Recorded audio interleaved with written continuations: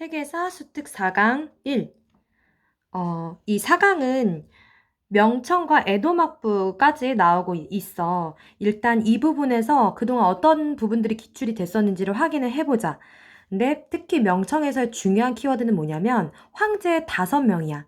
이 황제 5명과 각 왕조의 키워드를 연결시키는 문제가 많이 출제가 됐었어. 그럼 황제 한번 누구누구 있는지 확인해볼까? 자, 명나라 황제 2명 누구? 홍무제 주원장하고 그 다음 영락제지. 그리고 청나라는 3명 중요한 황제 강희제, 옹정제, 걸륭제야. 지난 수능에는 이 부분이 출제가 되지는 않았다.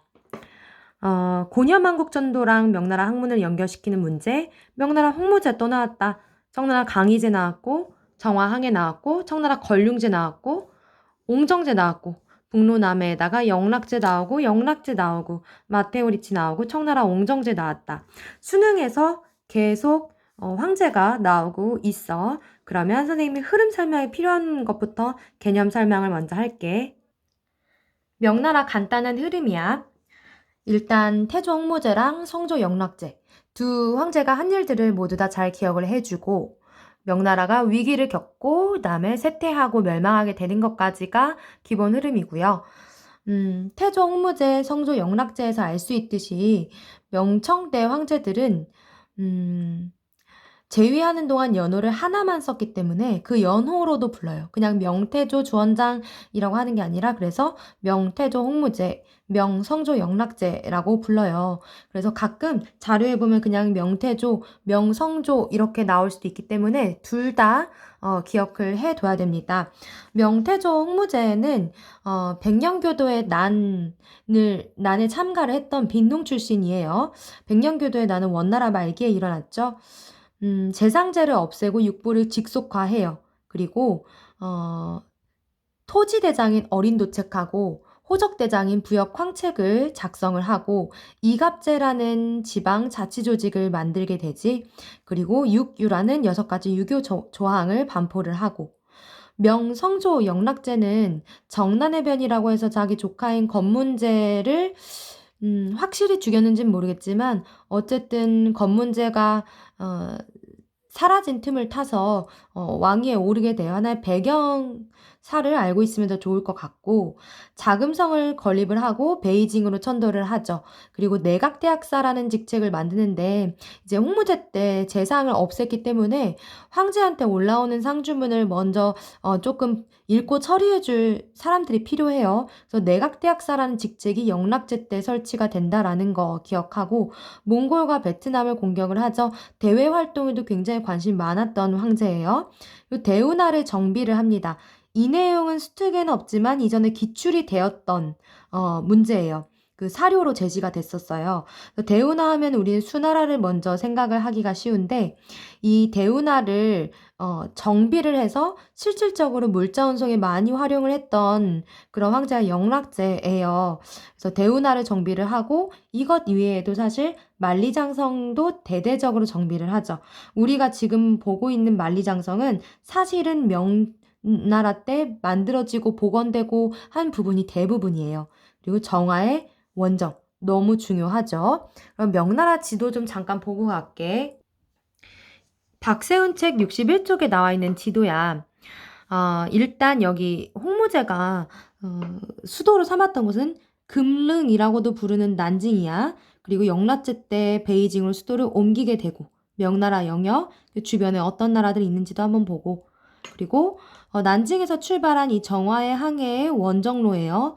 아프리카 모가디슈 말린디까지 갑니다. 다시 돌아갈게. 명나라 중기에 몽골과 왜구의 어떤 침략이 계속되면서 경제적이거나 군사적으로도 위기를 겪게 되지. 그래서 이때 재정적으로 안정을 기하기 위해서 재상 장거정이 개혁을 하죠. 일족편법을 전국으로 확대 시행한다던가. 이 장거정 때의 황제가 신종 만력제예요. 단독으로 문제가 출제되진 않지만 그래도 배경 지식으로 알아두세요. 신종 만력제 때 또 임진왜란에 참전을 하면서 명나라가 점점 쇠퇴를 하게 돼요. 결국에는 농민봉기인 이자성의 난으로 1644년 멸망을 하게 됩니다. 명나라 건국 연도는 참고로 1368년이에요. 이제는 연도도 익숙하게 계속 봐두자. 그러면 청나라 황제로 넘어갈게. 청나라는 1616년 만주족이 이제 통일이 됐고 1911년 신해혁명으로 멸망할 때까지 오랫동안 지속이 됐지. 사실 이 청나라의 중요한 황제는 여기 강홍건 태평성대라고 생각되는 강건성세 130년이지만 그래도 이 앞에도 우리가 키워드나 내용들을 한번 짚어볼게요. 누르하치는 만주족을 통일을 한 사람이에요. 이때 만들었던 군사제도가 팔기 제도입니다. 중요 키워드예요. 청나라를 알 수 있는. 처음에는 만주족만 포함이 된 만주팔기를 만들었으나 추가적으로 몽골인들이 포함된 몽골팔기, 한족들이 포함된 한인팔기까지 추가한다는 것도 기억을 해두세요. 1616년 후금을 건국했고 그 다음 태종 홍타이 때 나라 이름을 청으로 바꾸고 조선도 침공을 합니다. 순치대 때 드디어 베이징으로 입성을 하게 됩니다. 1644년. 청나라가 베이징으로 입성을 하게 된 건 굉장히 어이없을 정도로 쉬운 방법이었는데 이 오삼계라는 명나라 장수가 도움을 주죠. 그래서 이 오삼계뿐만 아니라 상가이라든지 경정충이라든지 명나라 출신 장수들이 도움을 많이 줬기 때문에 이들이 나중에 3번으로 임명이 돼요. 나중에는 이제 큰 화근이 되긴 하지만 자, 강희제, 옹정제, 권륭제 모든 내용들 반드시 기억하세요. 청나라는 전통 중국 왕조가 아닌 유목민족이 만든 그런 나라였기 때문에 반청 세력이 굉장히 많았어요. 강희제는 그런 반청 세력들을 다 진압을 해야 됐었어. 그 오삼계를 비롯한 상가이, 경정충 이 3번이 나중에는 난을 일으켜요. 1673년에서 1681년.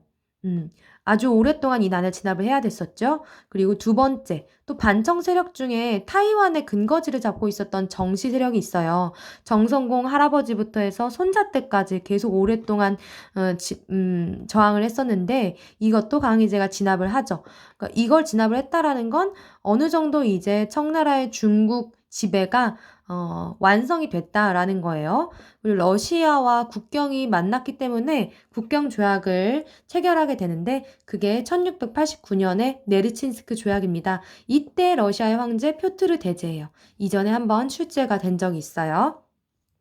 옹정제 같은 경우는 재위 기간이 굉장히 짧아요. 강희제 60년, 권륭제 60년, 옹정제 한 15년인데 이 짧은 사이에 황제 독재 체제를 완비를 했어요. 그 완비를 할 수 있었던 계기는 군기처라는 최고 정무기관을 설치를 한 겁니다. 어떤 군사정보나 기밀 같은 것도 다 담당을 하는 거고 다시 한 번 더 러시아랑 만난다. 캬흐타 조약으로. 그리고 굉장히 똑똑한 황제였던 게 대의강미록이라는 책을 직접 써요. 이거 예전에 이거 자체가 출제가 된 적이 있어. 중국 왕조만 중화가 아니다. 덕으로 다스리기만 해도 중화다.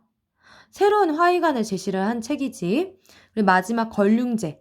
5족을 다 통일해요. 한족, 만주족, 몽골족, 회족, 약간 그 서역 계통의 장족, 티베트족.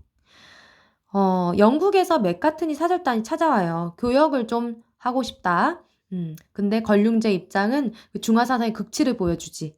우리는 물산이 풍부하다. 너희 것은 필요 없다. 라고 하면서 사절단 그냥 돌아가죠. 그리고 사고전서가 이때 편찬됐다라는 거 기억하세요.